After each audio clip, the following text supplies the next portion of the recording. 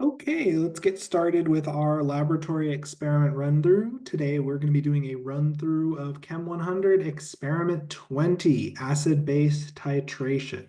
So first and foremost, here's where to find the acid-base titration laboratory. Here's what the lab page looks like, which contains some introductory reading, as well as the lab recording, as well as some photos of data that we'll be using to complete this experiment. There's also a series of pre-lab lecture videos discussing titration and titration theory. And here's the report submission page where you'll be submitting your report. Importantly, before you start the laboratory, it's very important that you view and open the lab page and you review the introduction section found in the lab manual and that you read the introduction section found in the Canvas Experiment 20 lab page. So with that said now, here is the lab page, which contains some introductory information found in your lab manual. Importantly, for this lab, we're only going to be doing part A, which is the titration of the vinegar sample. We will not be doing the antacid titration, and that is why the videos only contain the data for part A. We have the experiment procedure, which we'll come back to. And then finally, we have the report sheets, which is where we're going to be filling in the data that we've collected. We're only going to be collecting data for part A. Very important. And we'll be going through this lab and the experimental procedure for part A. As part of setting this up in a convenient manner, I've transferred the report sheets to my digital drawing tool, and we'll be filling the report sheets together as we work through this experiment. So, with that established now, let's view the main lab page. There's some pre-lab reading where I go through the calculations step by step, and we have some video excerpts related to the lab procedure, and there are some notes I have to provide. So, first and foremost, let's start going through the procedure. So for part A, we're going to obtain the sample. We're going to transfer ideally 5 milliliters of the vinegar sample, but in the video, we may end up transferring more or less. We're going to collect that data from the video. From here, we're going to set up a burette, which is going to be loaded with sodium hydroxide. The sodium hydroxide has been pre-standardized, and we know the concentration of the sodium hydroxide as given by the laboratory staff, and we'll note that in our report sheet. We are going to record the initial volume in the burette. We're then going to titrate the solution by adding sodium hydroxide until the indicator changes color. In this case, the videos provided use a piece of litmus paper as an indicator, and we'll see that when the solution is sufficiently basic, the litmus paper will change from red to blue. So that's what we're doing. Now let's take a look now. There is an introduction and a discussion in terms of the molarity key. So here's what the litmus paper looks like. And when you add sodium hydroxide or any basic solution to the litmus paper and agitate it slightly, you will see that the litmus paper begins to slowly change color and start to adopt a bluish tinge. And as you can see, the litmus paper is changing from red to blue. And you can see that specifically the pieces of litmus paper that is immersed is starting to change color.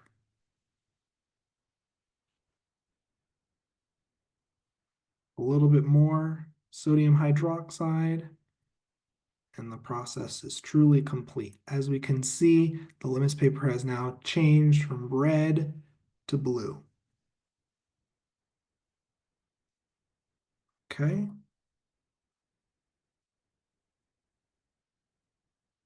So Let's now take a look at a time lapse. So in terms of how this lab is run, we have photos of the burette readings, we have photos of the acid volume, and we have photos of the litmus paper after. Here's a time lapse of what a titration looks like. So the sodium hydroxide is added successively to the bottom Erlenmeyer, which contains the vinegar sample, our indicator, which is a piece of blue litmus paper, and some water. The sodium hydroxide is added successively with stirring until eventually the indicator changes color, at which point we record the final volume in the burette. Okay. So let's take down some data. We have two trials, so let's view the first piece of data.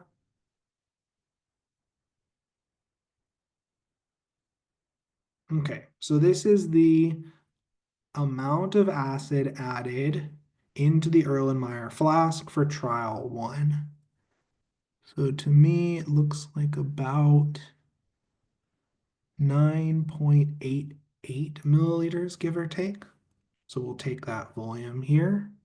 So for the volume of acid, we're going to note that for each trial because it may not be identical.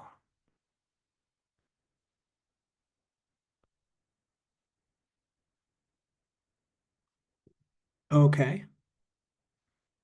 From here now, let's continue on. The molarity of the sodium hydroxide is given as 0.2461. So we'll note that.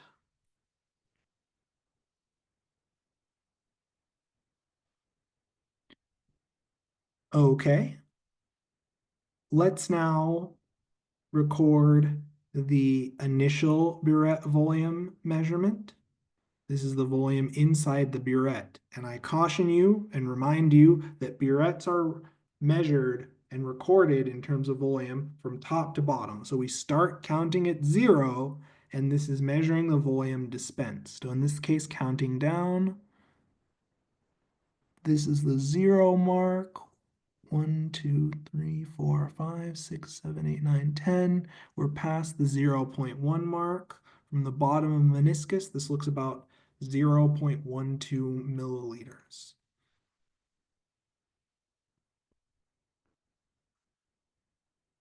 Importantly, you need to record your volume readings to the full number of significant digits allowed.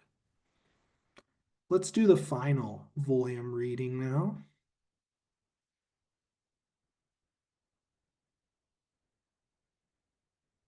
So in this case, we are below 20. Oh, never mind. Sorry. We're between 19 and 20. 1, 2, 3, 4, 5, 6, 7, 8, 9, 10. We're past 19.5. Looks like 19.57, give or take. So let's take that note.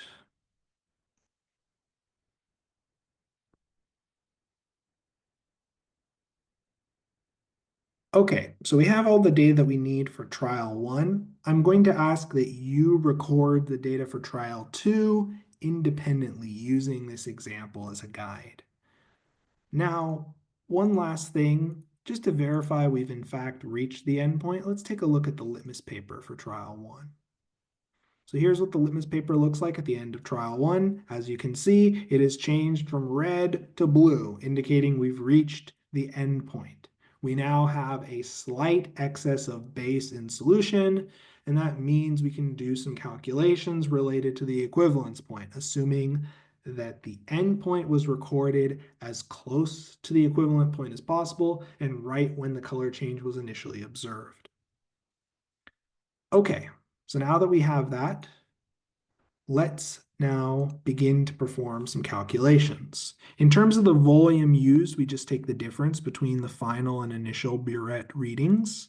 So this gives us 19.45 milliliters.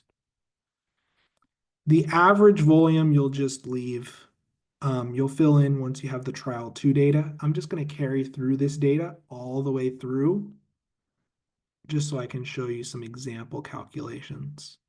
In terms of the average volume in liters, If we have 19.45 milliliters, we know that there are 10 to the negative third liter per milliliter, and that gives us 0.01945 liters.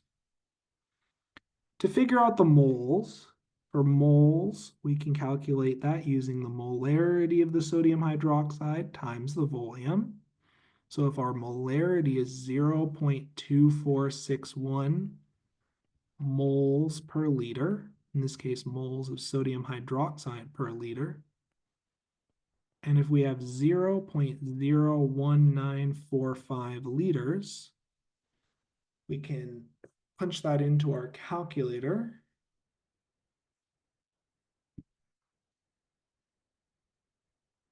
So let's do just that. So in this case, we have 0.2461 moles per liter times 0.01945 liters.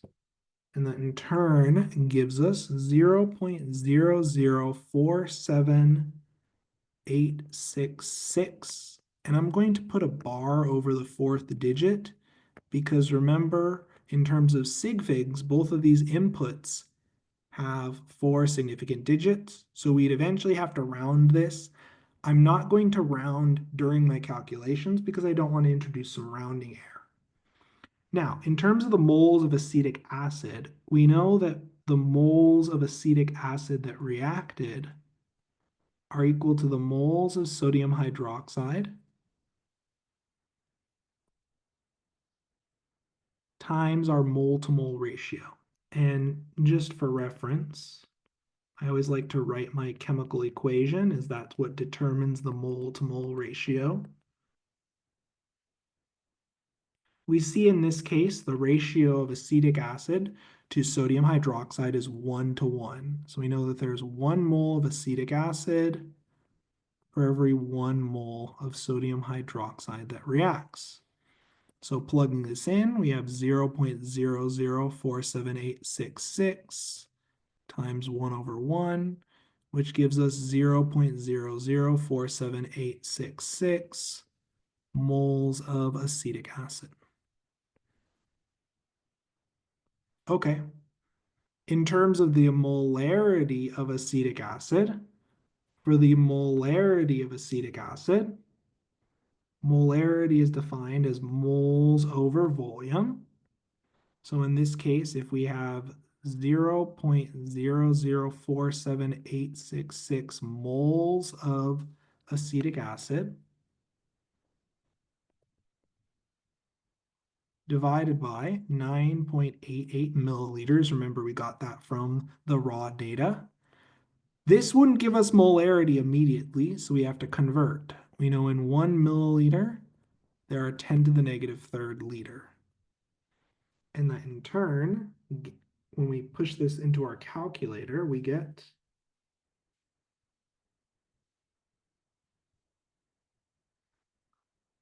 0.48447, which we can round to 0.4845.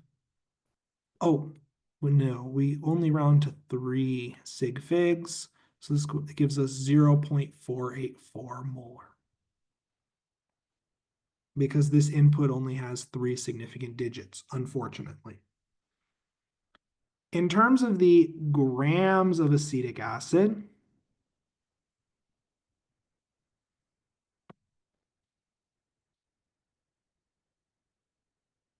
we can obtain the grams by taking the moles times the molar mass. So if we have 0.0047866 moles and our molar mass is 60.05 gram per mole of acetic acid, that in turn gives us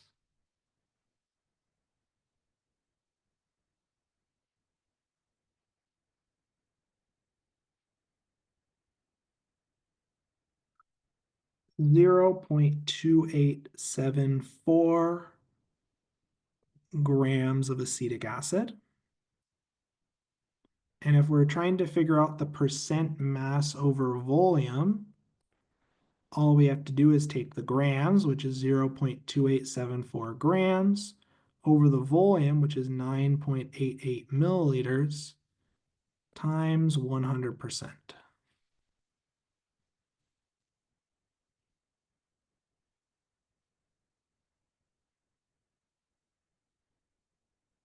And this gives us a mass over volume percent of 2.909%, which we round to 2.91%.